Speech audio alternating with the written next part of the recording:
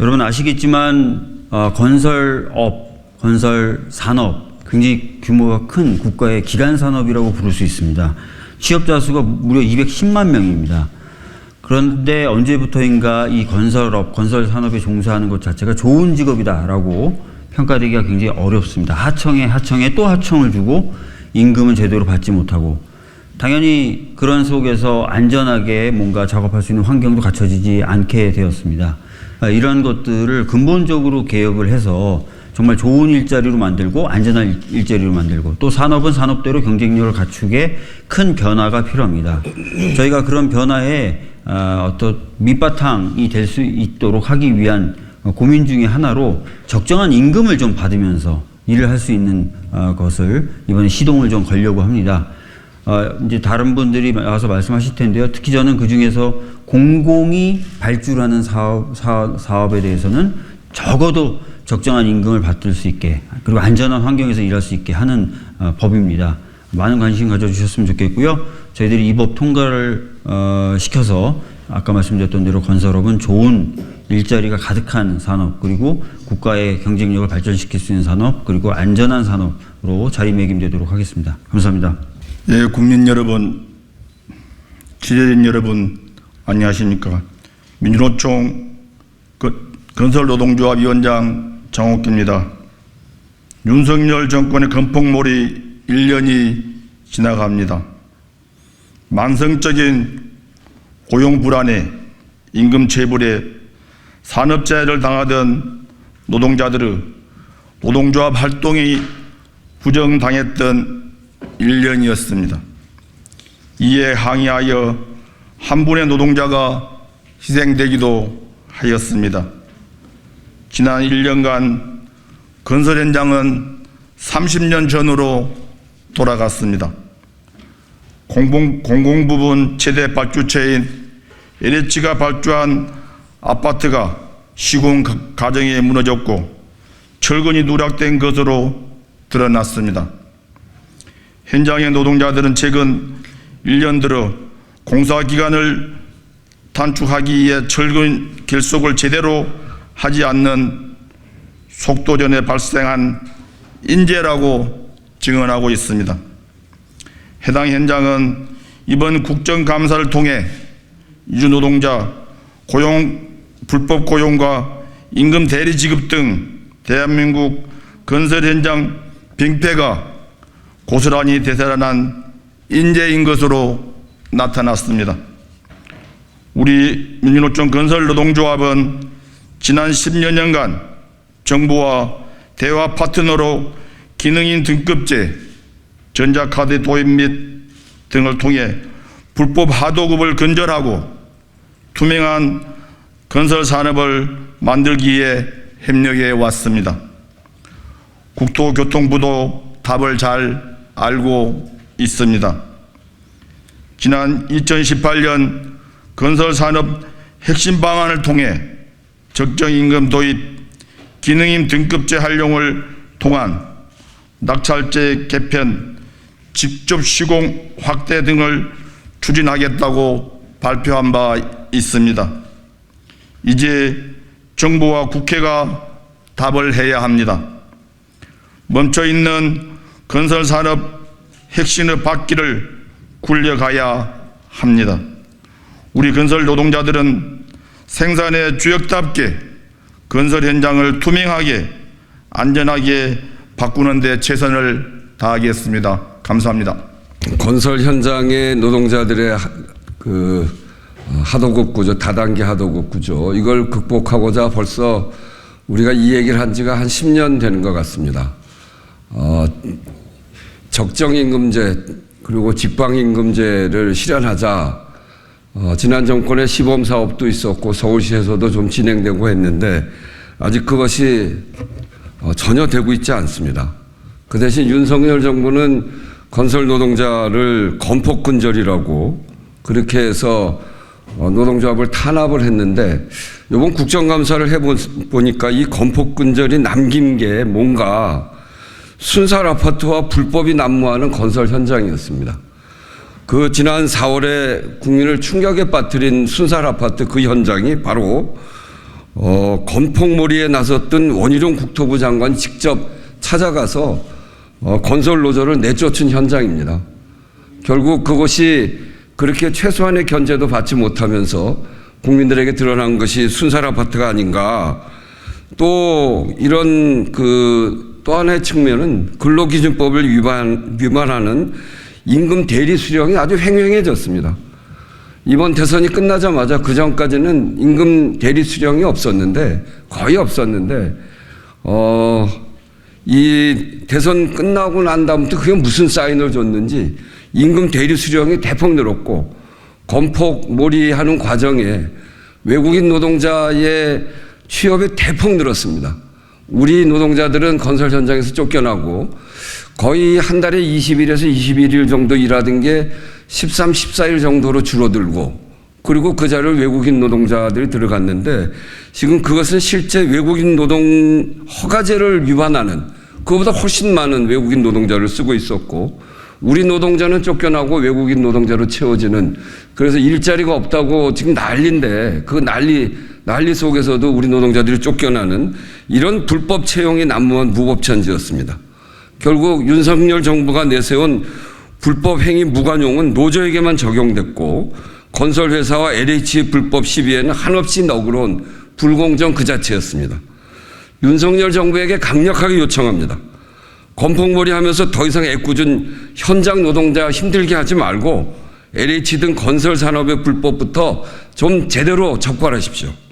스스로 떳떳하지 못하는데 누가 누구를 건폭이라고 부릅니까? 국정감사 지적 이후에 LH가 자체적인 조사를 벌인다고 합니다. 그렇지 믿을 수가 없습니다. 노동부의 특별근로감독을 통해서 LH 현장 조사 그리고 강제 수사가 이젠 필요할 때입니다. 그 예전처럼 다시금 불법 하도급과 브로커가 판치는 건설 현장으로 다시는 돌아갈 수 없습니다. 강력한 조사, 수사를 통해서 불법을 저지른 책임자들 처벌해야 합니다. 이 같은 조치가 건설 현장을 정상화하고 중단된 건설 혁신안을 다시 재개할 수 있는 첫 단추가 될 것입니다. 저는 오래전부터 건설 노조와 함께 적정임금제 도입을 위한 건설 현장 혁신을 주장해 왔습니다. 오늘 건설산업개혁 입법도 건설 현장을 제대로 바꿔보자고 하는 건강하고 진지한 토론의 결과물입니다. 건설 산업에 만연한 불법 하도급, 임금체불, 고용불안, 안전사고 등의 현실이 바뀌지 않는 지금은 건설 산업 개혁을 위한 입법이 정말 절실히 필요할 때입니다. 민주당도 지난 정권에서 우리가 꼭 했어야 될 일들을 제대로 하지 못했는데 이번 국회에서 꼭 할 수 있도록 힘을 모아야 합니다. 적정임금제와 이를 위한 개혁 입법 조치를 발의한 만큼 입법 추진을 위해서 건설 현장 정상화에 저희도 앞장서겠습니다.